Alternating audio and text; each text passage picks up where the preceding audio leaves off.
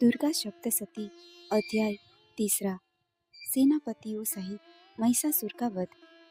महर्षि मेघा ने कहा, महिषासुर की सेना नष्ट होती देखकर उस सेना का सेनापति चिक्षुर क्रोध में भरकर देवी के साथ युद्ध करने के लिए आगे बढ़ा।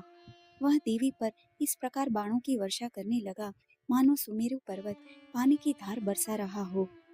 इस प्रकार देवी ने अपने बाणों से उसके बाणों को काट डाला तथा उसके घोड़ों व सारथी को मार दिया।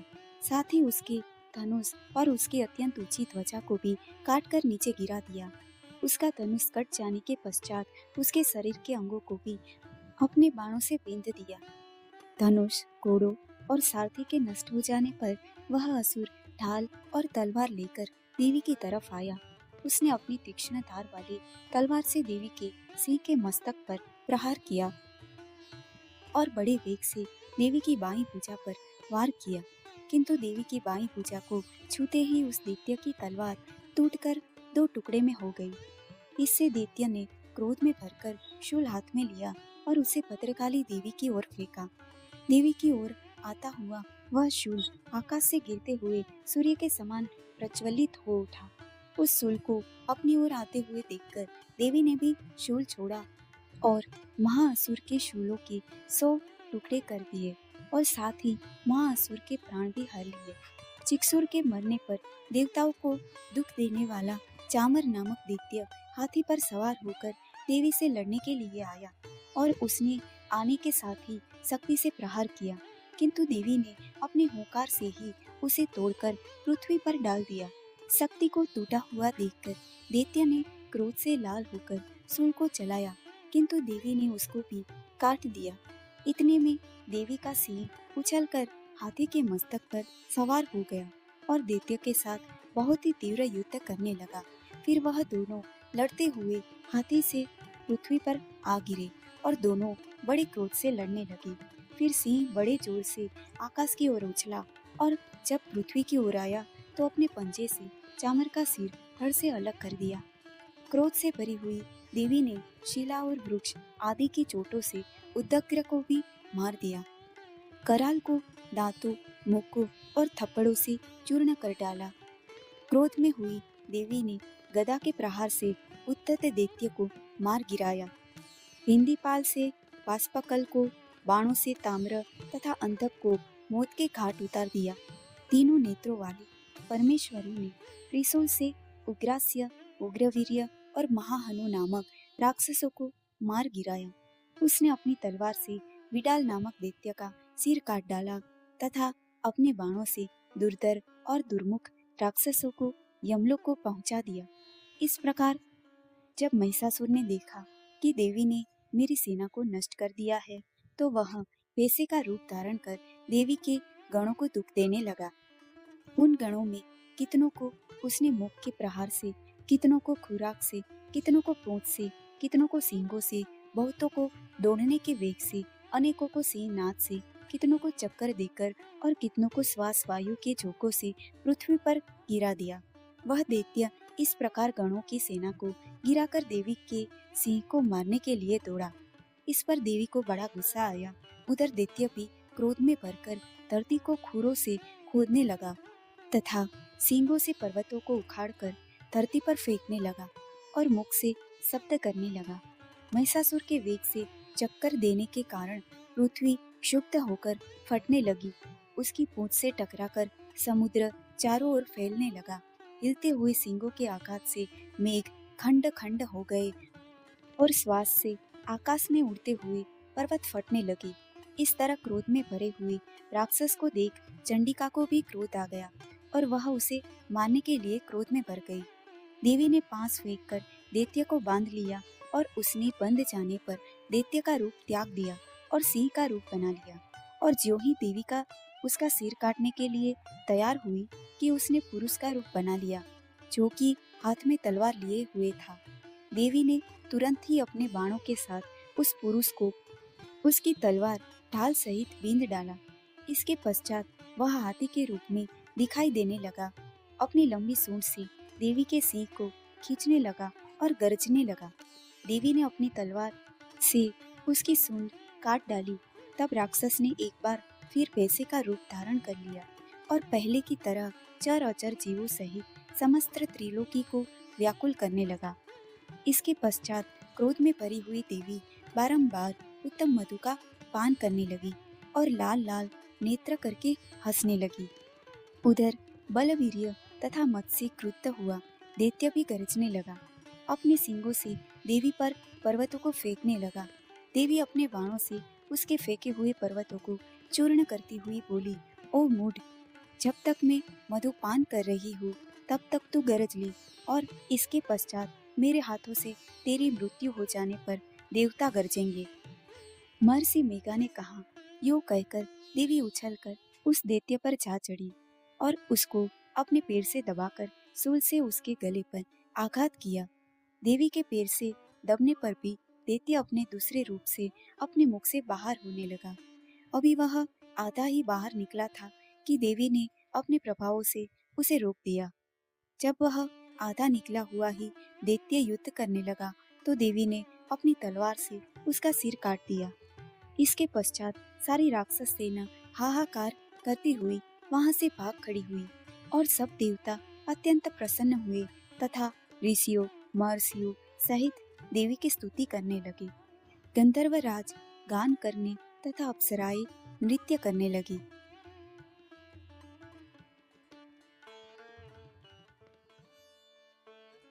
दुर्गा सप्तशती पाठ चौथा। इंद्रादि देवताओं द्वारा देवी की स्तुति। महर्षि मेघा बोले, देवी ने जब पराक्रमी दुरात्मा महिषासुर को मार गिराया और असुरों की सेना को मार दिया, तब इंद्रादि समस्त देवता अपने सिर तथा शरीर को झुकाकर भगवती की स्तुति करने लगे। जिस देवी ने अपनी शक्ति से यह जगत व्याप्त किया है और जो संपूर्ण देवताओं तथा महर्षियों की पूजनीय है, उस अंबिका को हम भक्ति पूर्वक नमस्कार करते हैं। वह हम सबका कल्याण करे। जिस अतुल प्रभाव और बल का वर्णन भगवान विष्णु, शंकर और ब्रह्मा जी भी नहीं कर सके, वह चंडिका देवी इस संपूर्ण जगत का पालन करे और अशुभ भय का नाश करे। पुण्यात्माओं के घर में तुम स्वयं लक्ष्मी रूप हो और पापियों के घर में तुम अलक्ष्मी रूप हो और सतकुल में उत्पन्न होने वाले के लिए तुम लज्जा रूप होकर उनके घरों में निवास करती हो। हम दुर्गा भगवती को नमस्कार करते हैं। हे देवी, इस विश्व का पालन करो। हे देवी, हम तुम्हारे अचिंत्य रूप का किस प्रकार वर्णन करें। असुरों का नाश करने वाले भारी पराक्रम तथा समस्त देवताओं और दैत्यों के विषय में जो तुम्हारे पवित्र चरित्र है, उनका हम किस प्रकार वर्णन करें। हे देवी, त्रिगुणात्मिका होने पर भी तुम संपूर्ण जगत की उत्पत्ति का कारण हो। हे देवी, भगवान विष्णु, शंकर आदि किसी भी देवता ने तुम्हारा पार नहीं पाया। तुम सबकी आश्रय हो। यह संपूर्ण जगत तुम्हारा ही अंश रूप है, क्योंकि तुम सबकी आदिभूत प्रकृति हो। हे देवी, तुम्हारे जिस नाम के उच्चारण से संपूर्ण यज्ञों में सब देवता तृप्ति लाभ करते हैं, वह स्वाहा तुम ही हो। इसके अतिरिक्त तुम पितरों की तृप्ति का कारण हो। इसके लिए सब आपको स्वधा कहते हैं। हे देवी, वह विद्या जो मोक्ष को देने वाली है, जो अचिंत्य महाज्ञान स्वरूपा है, तत्वों के सार को वश में करने वाली है, संपूर्ण दोषों को दूर करने वाले, मोक्ष की इच्छा वाले मुनिजन जिसका अभ्यास करते हैं, वह तुम ही हो। तुम वाणी रूप हो और दोष रहित ऋग तथा यजुर्वेद की एवं उद्गीत और सुंदर पदों के पाठ वाले सामवेद की आश्रय रूप हो। तुम भगवती हो। इस विश्व की उत्पत्ति एवं पालन के लिए तुम वार्ता के रूप में प्रकट हुई हो और तुम संपूर्ण संसार की पीड़ा हरने वाली हो। हे देवी, जिससे सारे शास्त्रों को जाना जाता है, वह मेघा शक्ति तुम ही हो और दुर्गम भवसार से पार कराने वाली नौका भी तुम ही हो। लक्ष्मी रूप विष्णु भगवान के हृदय में निवास करने वाली और भगवान महादेव द्वारा सम्मानित गौरी देवी तुम ही हो। मंद मुस्कान वाले निर्मल पूर्ण चंद्र बिंब के समान और उत्तम सुवर्ण की मनोहर कांति के कमनीय तुम्हारे मुख को देखकर भी महिषासुर क्रोध में भर गया। यह बड़े आश्चर्य की बात है। आपके कुपित मुख के दर्शन करके भला कौन जीवित रह सकता है। हे देवी, तुम हमारे कल्याण के लिए प्रसन्न हो जाओ। आपके प्रसन्न होने से इस जगत का अभ्युदय होता है, और जब आप क्रोध में हो जाती हो तो कितने ही कुलों का सर्वनाश हो जाता है। यह हमने अभी अभी जाना है कि जब तुमने महिषासुर की बड़ी सेना को देखते ही मार दिया है। हे देवी, सदा प्रताप देने वाली तुम जिस पर प्रसन्न हो जाती हो वही देश में सम्मानित होते हैं। उनके दान यश की वृद्धि होती है, उनका धर्म कभी शिथिल नहीं होता है, और उनके यहाँ अधिक पुत्र पुत्रियां और नौकर होते हैं। हे देवी, तुम्हारी कृपा से ही धर्मात्मा पुरुष प्रतिदिन श्रद्धा पूर्वक यज्ञ करता है और धर्मानुकूल आचरण करता है, और उसके प्रभाव से स्वर्ग लोक में जाता है, क्योंकि तुम तीनों लोकों में मनवांछित फल देने वाली हो। हे माँ दुर्गे, तुम स्मरण करने पर संपूर्ण जीवों के भय नष्ट कर देती हो, और स्थिर चित्त वालों के द्वारा चिंतन करने पर उन्हें और अत्यंत मंगल देती हो। हे दारिद्र्य दुख नाशिनी देवी, तुम्हारे सिवा दूसरा कौन है? तुम्हारा चित्त सदा दूसरों के उपकार में लगा रहता है। हे देवी, तुम शत्रुओं को इसलिए मारती हो कि उनके मारने से दूसरों को सुख मिलता है।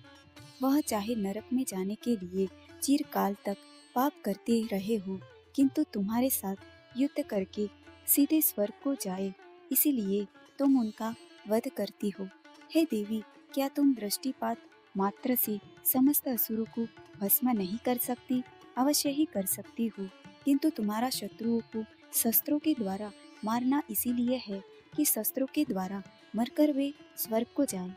इस तरह से हे देवी, उन शत्रुओं के प्रति भी तुम्हारा विचार उत्तम है। हे देवी, तुम्हारे उग्र खड़ग की चमक से और त्रिशूल की नोक की कांति की किरणों से असुरों की आंखें फूट नहीं गई। उसका कारण यह था कि किरणों से शोभायमान तुम्हारे चंद्रमा के समान आनंद प्रदान करने वाले सुंदर मुख को देख रहे थे।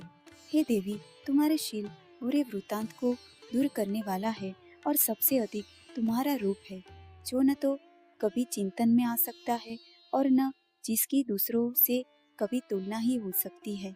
तुम्हारा बल व पराक्रम शत्रुओं को नाश करने वाला है। इस तरह तुमने शत्रुओं पर भी दया प्रकट की है। हे देवी, तुम्हारे बल की किसके साथ बराबरी की जा सकती है, तथा शत्रुओं को भय देने वाला इतना सुंदर रूप भी और किसका है? हृदय में कृपा और युद्ध में निष्ठुरता, यह दोनों बातें तीनों लोकों में केवल तुम ही में देखने में आई है। हे माता, युद्ध भूमि में शत्रुओं को मारकर तुमने उन्हें स्वर्ग लोक में पहुंचाया है। इस तरह तीनों लोकों की तुमने रक्षा की है, तथा उन उन्मत्त असुरों से जो हमें भय था उसको भी तुमने दूर किया है। तुमको हमारा नमस्कार है। हे देवी, तुम शूल तथा खड़ग से हमारी रक्षा करो, तथा घंटे की ध्वनि और धनुष की टंकोर से भी हमारी रक्षा करो।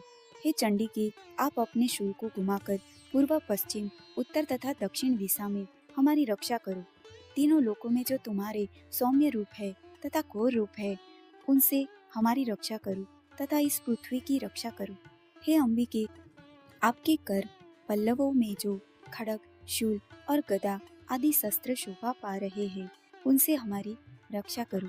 महर्षि बोले कि इस प्रकार से जब सब देवताओं ने जगत माता भगवती की स्तुति की और नंदन वन के पुष्पों तथा गंध अनुलेपों द्वारा उनकी पूजन किया, और फिर सबने मिलकर जब सुगंधित व दिव्य धूपों द्वारा उनको सुगंधि निवेदन की, तब देवी ने प्रसन्न होकर कहा कि हे देवताओं, तुम सब मुझसे मनवांछित वर मांग सकते हो।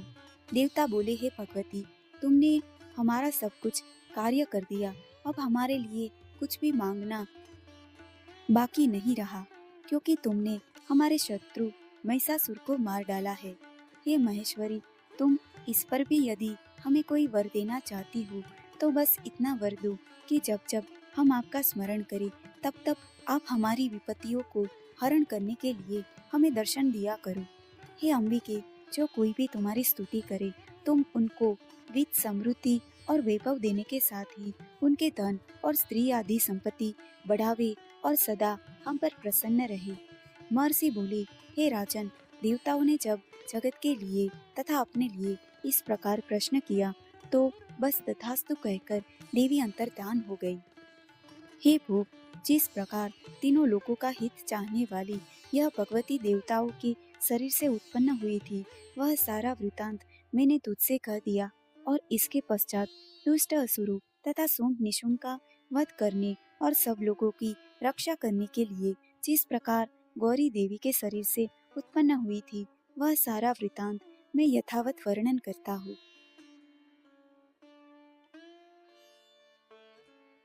दुर्गा सप्तशती पाठ, 5वां अध्याय।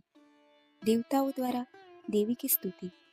महर्षि मेघा ने कहा, पूर्व काल में शुंभ निशुंभ नामक असुरों ने अपने बल के मद से इंद्र का त्रिलोकी का राज्य और यज्ञों के भाग छीन लिए, और वह दोनों इस प्रकार सूर्य, चंद्रमा, धर्मराज और वरुण के अधिकार भी छीनकर स्वयं ही उनका उपयोग करने लगे।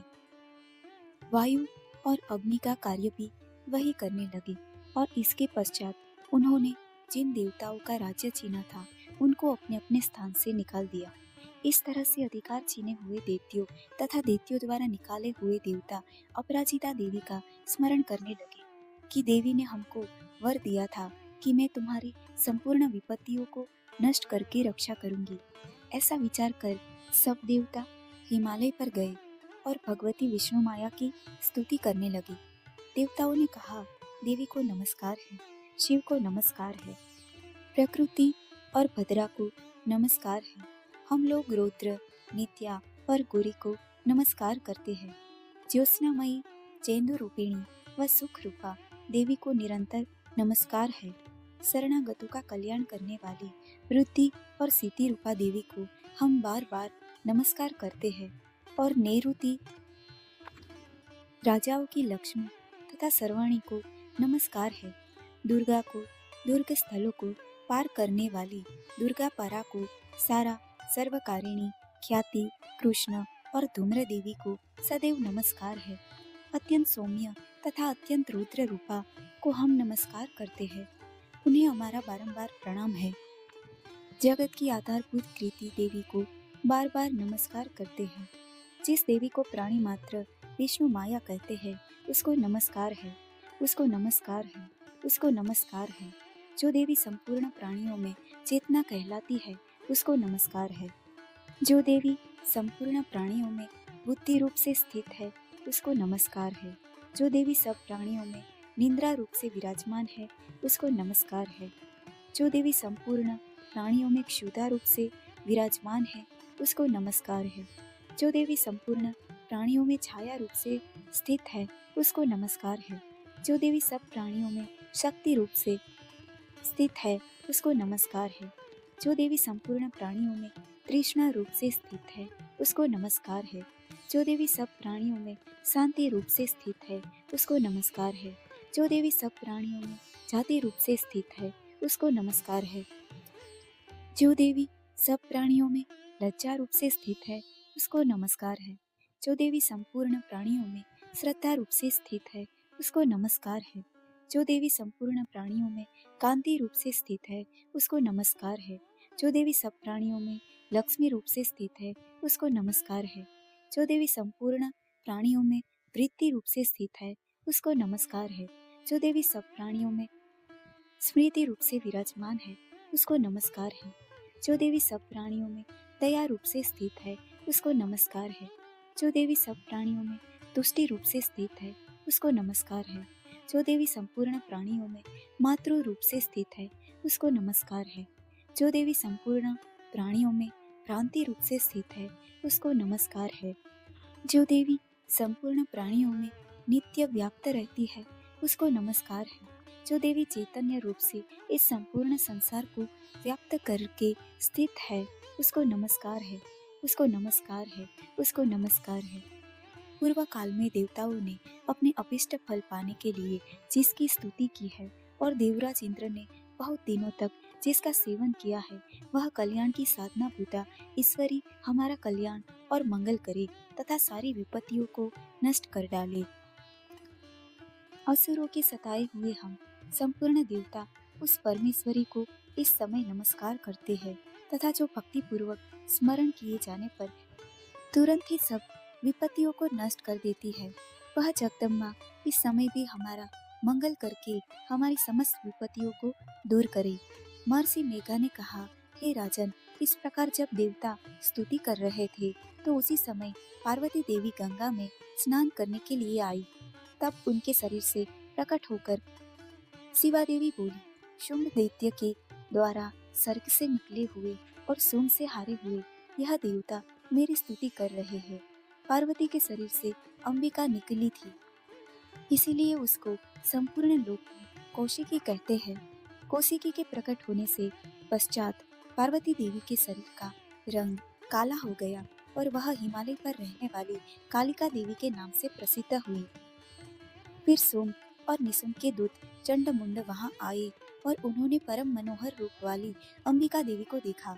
फिर वह सुंभ के पास जाकर बोले, महाराज, एक अत्यंत सुंदर स्त्री हिमालय को प्रकाशित कर रही है। वैसा रंग रूप आज तक हमने किसी स्त्री में नहीं देखा है। असुरेश्वर, आप यह पता लगाए कि वह कौन है और उसको ग्रहण कर ले। वह स्त्री स्त्रियों में रत्न है। वह आपकी कांति से 10 दिशाओं को प्रकाशित करती हुई वहां स्थित है, इसलिए आपका उसको देखना उचित है। हे प्रभु, तीनों लोगों के हाथी, घोड़े और मणि इत्यादि जितने रत्न है वह सब इस समय आपके घर में शोभायमान है। हाथियों में रत्न रूप ऐरावत हाथी और उच्चैश्रवा नामक घोड़ा तो आप इंद्र से ले आए हैं। हंसों द्वारा जूता हुआ विमान जो कि ब्रह्मा जी के पास था अब भी आपके पास है, और यह महापद्य नामक खजाना आपने कुबेर से छीना है। समुद्र ने आपको सदा खिले हुए फूलों की किंजल किनी नामक माला दी है। वरुण का कंचन की वर्षा करने वाला छत्र आपके पास है। रथों में श्रेष्ठ प्रजापति का रथ भी आपके पास ही है। हे दैत्येंद्र, मृत्यु से उत्क्रांति का नामक शक्ति भी आपने छीन ली है, और वरुण का पास भी आपके भ्राता निशुंभ के अधिकार में है। और जो अग्नि में न जल सके ऐसे 2 वस्त्र भी अग्निदेव ने आपको दिए हैं। हे दैत्यराज, इस प्रकार सारी रत्न रूपी वस्तुएं आप संग्रह कर चुके हैं, तो फिर आप यह कल्याणकारी स्त्रियों में रत्न रूप अनुपम स्त्री आप क्यों नहीं ग्रहण करते? महर्षि मेघा बोले, चंडमुंड का यह वचन सुनकर शुंभ ने विचारा कि सुग्रीव को अपना दूत बनाकर देवी के पास भेजा जाए। प्रथम उसको सब कुछ समझा दिया और कहा कि वहां जाकर तुम उसको अच्छी तरह से समझाना और ऐसा उपाय करना जिससे वह प्रसन्न होकर तुरंत मेरे पास चली आए। भली प्रकार समझाकर कहना। दूत सुग्रीव पर्वत के उस रमणीय भाग में पहुंचा जहां देवी रहती थी। दूत ने कहा, हे देवी, दैत्यों का राजा सोम जो इस समय तीनों लोगों का स्वामी है, मैं उसका दूत हूँ और यहाँ तुम्हारे पास आया हूँ। संपूर्ण देवता उसकी आज्ञा एक स्वर में मानते हैं। अब जो कुछ उसने कहला भेजा है वह सुनो। उसने कहा है, इस समय संपूर्ण त्रिलोकी मेरे वश में है और संपूर्ण यज्ञों के भाग को पृथक पृथक मैं ही लेता हूँ, और तीनों लोकों में जितने श्रेष्ठ रत्न हैं वह सब मेरे पास है।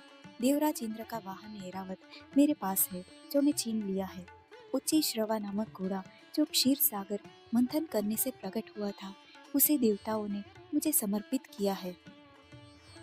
हे सुंदरी, इनके अतिरिक्त और भी जो रत्नभूषण पदार्थ देवताओं के पास थे वह सब मेरे पास है। हे देवी, मैं तुम्हें संसार की स्त्रियों में रत्न मानता हूँ, क्योंकि रत्नों का उपभोग करने वाला मैं ही चंचल हूँ। हे चंचल कटाव वाली सुंदरी, अब यह मैं तुझ पर छोड़ता हूँ कि तू मेरे या मेरे भाई महापराक्रमी निशुंभ की सेवा में आ जाए। यदि तू मुझे वरेगी तो तुझे अचल महान ऐश्वर्य की प्राप्ति होगी। अतः तुम अपनी बुद्धि से यह विचार कर मेरे पास चली आओ। महर्षि मेघा ने कहा, दूत के ऐसा कहने पर संपूर्ण जगत का कल्याण करने वाली भगवती दुर्गा मन ही मन मुस्कुराई और इस प्रकार कहने लगी। देवी ने कहा, हे दूत, तू जो कुछ कह रहा है वह सत्य है और इसमें किंचित मात्र भी झूठ नहीं है। शुंभ इस समय तीनों लोगों का स्वामी है और निशुंभ भी उसी तरह पराक्रमी है, किंतु इसके संबंध में मैं जो प्रतिज्ञा कर चुकी हूँ उसे मैं कैसे झुठला सकती हूँ। अतः तो मैंने जो प्रतिज्ञा की है उसे सुन। जो मुझे युद्ध में जीत लेगा और मेरे अभिमान को खंडित करेगा तथा बल में मेरे समान होगा वही मेरा स्वामी होगा। इसीलिए शुंभ अथवा निशुंभ यहाँ आवे और युद्ध में जीतकर मुझसे विवाह कर ले, इसमें भला देर की क्या आवश्यकता है।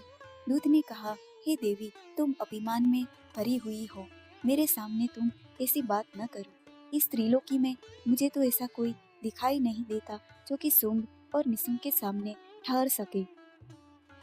हे देवी, जब अन्य देवताओं में से कोई भी शुंभ व निशुंभ के सामने युद्ध में ठहर नहीं सकता, तो तुम जैसी स्त्री उनके सामने रणभूमि में कैसे ठहर सकेगी।